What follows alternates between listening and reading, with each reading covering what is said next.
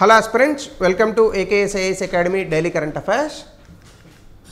So, నేను ఇచ్చినటువంటి question with reference to national investment infrastructure fund it is a NITI Aayog organ of నీతి ఆయోగ్ తప్పు. ఇది 40,000 కోట్లు, సో 4 లక్షల కోట్లు ఇచ్చాడు, ఇది కూడా తప్పు. So answer is neither one not.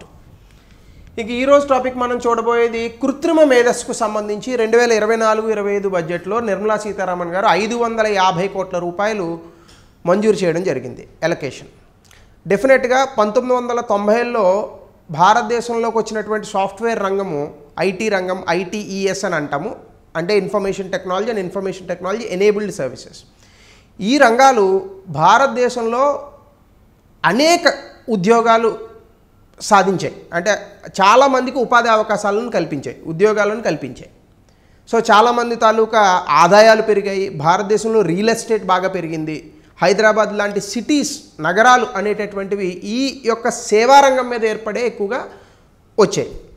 అయితే ప్రతి 30 సంవత్సరాలకు ఒకసారి లేదా 20 సంవత్సరాలకు ఒకసారి జనరల్గా మనకి కొత్త టెక్నాలజీలు ఈ రూపంలో వచ్చి కొత్త పోకడలను సృష్టిస్తూ ఉంటాయి. సో 1990-2000లో వచ్చినటువంటి సాఫ్ట్వేర్ రంగం దాదాపుగా ఇప్పటికీ ఒక 34 సంవత్సరాలు అయింది.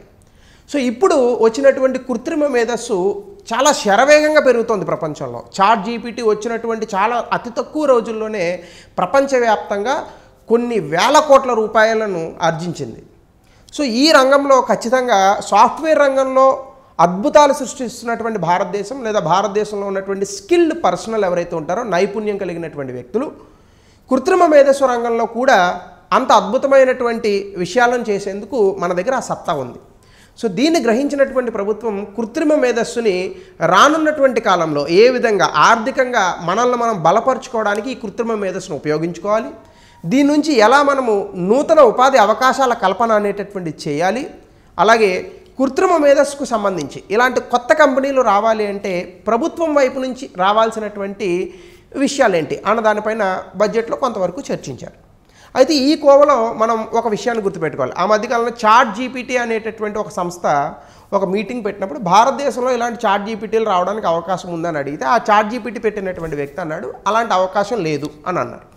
సో దాని మీద చాలా విషయాలు వచ్చాయి, నెట్లో ట్రోల్ చేశారు, ఆయన్ని చాలామంది కోప్పడ్డారు. ఎందుకంటే భారతదేశం మీద కొంత వ్యతిరేకతతో మాట్లాడారు. కొంతమంది ఆయన్ని సపోర్ట్ కూడా చేశారు. సపోర్ట్ ఎట్లా చేశారంటే ఆయన చెప్పిన దాంట్లో తప్పే ఉంది, భారతదేశం అనేటటువంటిది పేద దేశము. సో ఇంత చాట్ జీపీటీ లాంటి ఒక అతిపెద్ద సంస్థను కనిపెట్టాలి అంటే కొన్ని వేల కోట్ల రూపాయల ఖర్చు అవుతుంది. అది ప్రభుత్వం తప్ప వ్యక్తులు చేసేటటువంటి పరిస్థితులు భారతదేశంలో లేవు కదా. అతను చేసినటువంటి కమెంట్స్లో తప్పేముందని కొంతమంది ఆయన్ని సపోర్ట్ చేసిన వ్యక్తులు ఉన్నారు. బట్ ఏదేమైనప్పటికీ కొత్త టెక్నాలజీలను వాడడమే తప్ప కొత్త టెక్నాలజీని సృష్టించడంలో భారతదేశం వెనకుంది. ఇదైతే నిజం, వాస్తవం. ఇది మీరు కావాలంటే చూడండి, ఆండ్రాయిడ్ మనం కనిపెట్టలా, యాపిల్ మ్యాకిన్తో సాఫ్ట్వేర్ మనం కనిపెట్టలా, లైనక్స్ యునిక్స్ మనం కనిపెట్టలా, మనం వాడుతున్న ఎంఎస్ ఆఫీస్ దీనికి సంబంధించిన మొత్తం మైక్రోసాఫ్ట్ ఏదైతే ఉందో విండోస్ మనం కనిపెట్టలా. No operating system in the world has been invented by Indians. But ప్రపంచంలో మైక్రోసాఫ్ట్ విండోస్ని ప్రపంచంలో ఎవడెంత వాడతాడో తెలియదు, కానీ మనంత దారుణంగా అయితే ఎవడు వాడు. అంటే అన్లైసెన్స్డ్ వెర్షన్స్తో పెద్ద కంపెనీలో కూడా రన్ చేస్తుంటాం మనం. సో కాబట్టి భారతీయులు కొత్త టెక్నాలజీలను సృష్టించడంలో వెనకబడ్డారేమో కానీ ఉన్న టెక్నాలజీని అందిపుచ్చుకోవడంలో మాత్రం ముందున్నారు. సో ఇందులోనే భాగంగా మనం ఏఐ మిషన్లో ఏం చేయగలం, అందులో ఉన్న కాంపోనెంట్స్ ఏంటి, కీ హైలైట్స్ ఏమున్నాయి, ఈ యొక్క మార్కెట్లో ఆర్టిఫిషియల్ ఇంటెలిజెన్స్ మార్కెట్లో ఇది ఇక్కడికి రావాలి, మార్కెట్ అసలు ఎంత ఉంది, ఈ విషయాలపైన ఈరోజు మనం చూద్దాం. ముందుగా భారత ప్రభుత్వం ఈ ఆర్టిఫిషియల్ ఇంటెలిజెన్స్, కృత్రిమ మేధస్సుకు సంబంధించినటువంటి ఈ నూతన సాంకేతికతను ముందుకు తీసుకెళ్లడానికి ఇండియా ఏఐ మిషన్ అనేటటువంటి ఒక ప్రోగ్రామ్ని తీసుకొచ్చింది. ఇది మొన్న కూడా ఎగ్జామినేషన్లో అడిగాడు. Ministry of electronics and information technology 551 కోట్లు యూనియన్ బడ్జెట్ 2024-25లో కేటాయించారు. ఇది ఏం చేస్తుందంటే కృత్రిమ మేధస్సుకు సంబంధించినటువంటి మౌలిక సదుపాయాలు, అవస్థాపన సౌకర్యాల కల్పనను భారతదేశంలో సుగమం చేస్తుంది. ఇది న్యూస్లో ఉన్నటువంటి అంశం. దీనికి సంబంధించి మనం చూస్తే రాబస్ట్ ఏఐ కంప్యూటింగ్ ఇన్ఫ్రాస్ట్రక్చర్ అనేటటువంటిది ఉండాలి. అంటే బేసికల్గా కృత్రిమ మేధస్సుతో నడిచేటటువంటి వ్యవస్థలను మనము ముందు టెస్ట్ చేయాలంటే దానికి సంబంధించినటువంటి కంప్యూటింగ్ ఇన్ఫ్రాస్ట్రక్చర్ అనేటటువంటిది ఉండాలి.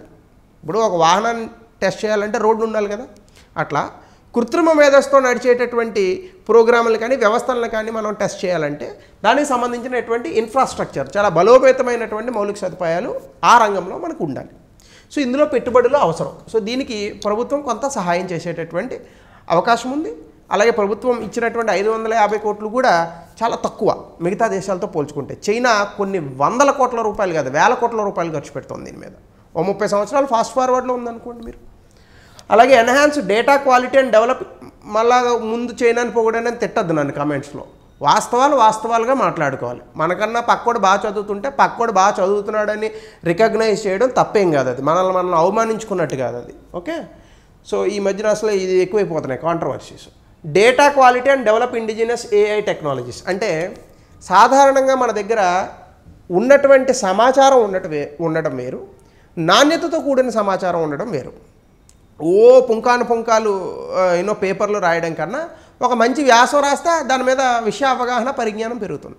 సో అలా మనకున్నటువంటి ఈ డేటా ఏదైతే ఉందో, ఈ data quality and develop indigenous AI technologies అంటే భారతదేశంలో మనంతట మనమే మన సొంత టెక్నాలజీస్ని మనం తయారు చేసుకోవాలి.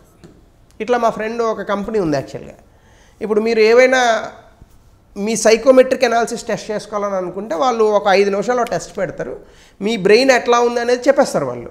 ఆర్టిఫిషియల్ ఇంటెలిజెన్స్తో మంచి టెక్నాలజీస్ డెవలప్ చేశారు. సో ఇట్లాంటివి మనం సొంతంగా చేసుకోవాలి. అలాగే ఇండస్ట్రీ కొలాబరేషన్ అంటే ఈ ఏఐ టెక్నాలజీస్, ఈ కృత్రిమ మేధస్సు సాంకేతికతలు కేవలం అభివృద్ధి చేయడమే కాదు, ఆల్రెడీ ఉన్నటువంటి పరిశ్రమలతో టైఅప్ అవ్వాలి. దానివల్ల మనకి ఇంకా ఎక్కువగా ఆర్థికంగా ఉపయోగం ఉంటుంది. అలాగే ఇంపాక్ట్ఫుల్ ఏఐ స్టార్టప్స్ అంటే ఇందులో అంకుర పరిశ్రమలు ప్రోత్సహించాలి. యూనియన్ క్యాబినెట్ ఇండియా ఏఐ మిషన్కి సంబంధించి ఆల్రెడీ గతంలోనే 10,000 కోట్ల రూపాయలను ఓకే చేసింది. ఇప్పుడు అదనంగా దీనికి మళ్ళా information and broadcasting ministry of ఎలక్ట్రానిక్స్కి ఇంకొక 550 కోట్లు వేరే దానికి కేటాయించారు. బట్ ఆల్రెడీ ఏఐ మిషన్కి 10,000 కోట్లు ఆల్రెడీ కేటాయించడం జరిగింది. అలాగే కంప్యూటింగ్ కెపాసిటీస్, జీపీయూస్ అని అంటాం, ఈ జీపీయూస్ని అభివృద్ధి చేయాలి. ఎందుకంటే బేసికల్గా ఈ జీపీయూస్తోనే ఏ ప్రాజెక్ట్ అయినా కూడా మనం టెస్ట్ చేయడం కానీ రన్ చేయడం కానీ జరుగుతుంది. ఇవన్నీ కూడా సాధారణంగా మనం వేరే చోట్ల నుంచి తెచ్చుకుంటున్నాం అన్నమాట. సో కాబట్టి ఈ యొక్క ప్రాసెసింగ్ యూనిట్స్ని మనమే తీసుకురావాలి. అలాగే ఈ కృత్రిమ మేధస్సుతో అనేక రంగాల్లో మనం చేయొచ్చు. అంటే వైద్య రంగం కానీ, లేదా వ్యవసాయ రంగం కానీ, గవర్నెన్స్ కానీ, వీటన్నిటిలోని కూడా కృత్రిమ మేధస్సును అద్భుతంగా మనం ఉపయోగించవచ్చు. ముఖ్యంగా వైద్య రంగంలో అయితే కృత్రిమ మేధస్సు సహాయంతో రానున్నటువంటి కాలంలో పెను మార్పులు రాబోతున్నట్టుగా ఆల్రెడీ చాలా ఆర్టికల్స్ పబ్లిష్ అయ్యాయి. ఈవెన్ వ్యవసాయ రంగంలో కూడా అసలు మనుషులు అవసరం లేకుండా ఈ యంత్రాల సహాయంతోనే వ్యవసాయం చేసేటటువంటి పద్ధతులు ఆల్రెడీ చాలా దేశాల్లో నడుస్తున్నాయి. భారతదేశంలో ఇంకా రాలేదు. ఎందుకు అంటే జనాలు ఎక్కువ ఉన్నారు, వ్యవసాయం చేసేటటువంటి సత్తా ఇంకా మనకు ఉంది, జనాభా కూడా ఎక్కువ ఉంది. కాబట్టి బహుశా రానున్నటువంటి కాలంలో రోబోలే పనిచేస్తాయి. ఈ మధ్య కాలంలో ఎక్కడో చూశాను నేను, జపాన్లో పని ఎక్కువైపోయి రోబో ఆత్మహత్య చేసుకుందంట. ఇట్లాంటివన్నీ చూస్తూ ఉంటే మనం ఇంకా సర్దుకోవచ్చు దుకాణం. ఎందుకంటే రోబో ఆత్మహత్య చేసుకుందంటే ఆలోచించిందనే కదా. ఇప్పుడు మనిషి వల్లే నేను ఇది చేస్తున్నానంటే రేపు పొద్దున మనల్ని చంపడం మొదలు పెడతాయి, గొడవ వదిలిపోద్ది. ఇనీషియల్ ఎఫర్ట్స్ ఇన్వాల్వ్ 500 నుంచి 300 జీపీయూస్ని మొదలు పెడుతూ ప్రాజెక్టులు మొదలు పెడదామని అనుకుంటున్నారు. ఈ జీపీయూస్ ఏంటంటే లార్జ్ స్కేల్ ఏఐ మోడల్స్ అంటే ఆర్టిఫిషియల్ ఇంటెలిజెన్స్, కృత్రిమ మేధస్సు నమూనాలను చెక్ చేయడానికి ఈ జీపీయూస్ ఉపయోగపడతాయి. అంటే సింపుల్గా చెప్తాను, ఫ్లా ఉంది ఇందులో, బట్ మీకు అర్థం అవ్వడానికి కంప్యూటర్ సిపియూ అలాగా ఏఐ జీపీయూ అలాగా సింపుల్. సో దీనికి సంబంధించి కొన్ని కాంపోనెంట్స్ మనకి కంప్యూటింగ్ కెపాసిటీస్ ఉండాలి. దీనికి వల్ల 10,000 జీపీయూల్ని మన దేశంలోనే తయారు చేసేటటువంటి ప్రణాళికను సిద్ధం చేస్తున్నారు. అలాగే మన దేశంలోనే ఇన్నోవేషన్ సెంటర్స్ని ఏర్పాటు చేస్తున్నారు. డేటా సెట్స్, డేటాబేస్ వీటికి సంబంధించినటువంటి కృత్రిమ మేధస్సు సంబంధించినటువంటి ప్లాట్ఫామ్స్ అన్నింటినీ కూడా మన దేశంలోనే ఏర్పాటు చేస్తున్నారు. అలాగే డెవలప్మెంట్ ఇనిషియేటివ్, ఈ కృత్రిమ మేధస్సుకు సంబంధించినటువంటి అప్లికేషన్స్ ఏవైతే ఉంటాయో వాటిని మన దేశంలో మనమే సొంతంగా డెవలప్ చేసుకునేటటువంటి ఇనిషియేటివ్స్ కానీ, లేదా భవిష్యత్తులో ఈ కృత్రిమ మేధస్సుకు సంబంధించినటువంటి నైపుణ్య అభివృద్ధి కానీ, లేదా కృత్రిమ మేధస్సు పైన వచ్చేటటువంటి స్టార్టప్స్, అంకుర పరిశ్రమలకు కావాల్సినటువంటి ఫైనాన్సింగ్స్ కానీ, అలాగే ట్రస్టెడ్ ఏఐ వచ్చేస్తే సరిపోదు, కృత్రిమ మేధస్సు దాన్ని మనం నమ్మాలి, మనం చెప్పిన పని చేస్తుంది అన్నట్టు. సో ఇవన్నీ కూడా మన దేశంలో తీసుకురావడానికి ఇప్పుడు మనం కొన్ని అడుగులు ముందుకేస్తున్నాం. ఖచ్చితంగా ప్రపంచ దేశాల్లో భారతదేశానికి అద్భుతమైన అవకాశం ఉంది ఏఐలో. కీ హైలైట్స్ ఏమున్నాయంటే ఆర్టిఫిషియల్ ఇంటెలిజెన్స్ సంబంధించి భారతదేశంలో ఈ కృత్రిమ మేధస్సుని వాడుకోవడం అనేటటువంటిది చాలా పెరుగుతోంది. దీని కారణంగానే మనం కొన్ని ఇనిషియేటివ్స్ తీసుకొచ్చాం. జాతీయ కృత్రిమ మేధస్సు వ్యూహం, నేషనల్ ఏఐ స్ట్రాటజీ, అలాగే నేషనల్ ఏఐ పోర్టల్, ఈ రెండింటిని కూడా భారత ప్రభుత్వం లాంచ్ చేసింది. అలాగే చాలా సెక్టార్లో ఆల్రెడీ చాలా శరవేగంగా ఈ కృత్రిమ మేధస్సుని అందిపుచ్చుకుంటున్నారు. ఉదాహరణకి వైద్యము, ఫినాన్స్, రీటైల్, మ్యానుఫ్యాక్చరింగ్, మీరు కావాలంటే చెక్ చేసుకోండి రీటైల్ రంగంలో ఎంత ఉందో. మీరు ఎప్పుడైనా చూసారో లేదో గూగుల్ క్రోమ్ ఓపెన్ చేయండి, ఆ పైన 3 చుక్కలు ఉంటాయి, ఆ 3 చుక్కలను నొక్కండి, మీకు ఒక స్క్రోలింగ్ వస్తుంది. చివరిలో మీరు సైట్ ఇన్ఫర్మేషన్ అని ఉంటుంది, ఒకటి సైట్ డేటా అని ఉంటుంది, అందులోకి వెళ్ళండి. మీరు ఏ సైట్లో ఏ ఇన్ఫర్మేషన్ చెక్ చేస్తారో మొత్తం స్టోర్ చేస్తున్నాడు. ఇది స్టోర్ చేసుకొని మీరు ఏదో ఒక ఫోన్ గురించి ఎతికాడు అనుకోండి, మీరు ఏ యాప్ ఓపెన్ చేసినా కూడా మీకు ఆ ఫోన్ అడ్వర్టైజ్మెంట్లో వస్తాయి. ఎలా తెలుస్తుంది కంప్యూటర్కి మీరు ఫోన్ సెర్చ్ చేశారని? వాళ్ళు మొత్తం మన డేటాను స్టోర్ చేస్తున్నారు. చాలామంది రైట్ టు ప్రైవసీ అనగానే నాకు నవ్వు వస్తూ ఉంటుంది. అసలు ప్రైవసీ ఎక్కడుంది? ప్రైవసీ ఏం లేదు. If you are utilising a cell phone, if you are utilising a smart phone, your privacy is already deteriorated. Privacy పోయింది. మీరు ఏం చూస్తున్నారు, ఏం చేస్తున్నారు, ఎవరితో ఏం మాట్లాడుతున్నారు అన్నీ తెలుసు ప్రభుత్వానికి. ఏముంది ఇంకా రైట్ టు ప్రైవసీ నా తలకాయ. సో కాబట్టి ఈ కృత్రిమ మేధస్సుని శరవేగంగా అన్ని రంగాల్లోనే వాడుతున్నారు. అలాగే క్లైవ్ హంబీ అనేటటువంటి వ్యక్తి కృత్రిమ మేధస్సుని ఒక కొత్త రకంగా వర్ణించాడు. కృత్రిమ మేధస్సుని న్యూ ఆయిల్ అన్నాడు, డేటా ఈజ్ న్యూ ఆయిల్ అన్నాడు. అంటే సమాచారం కొత్త ఇంధనము, నూతన ఇంధనము. ప్రపంచంలో చాలా యుద్ధాలు ఇంధనాల కోసమే జరిగాయి.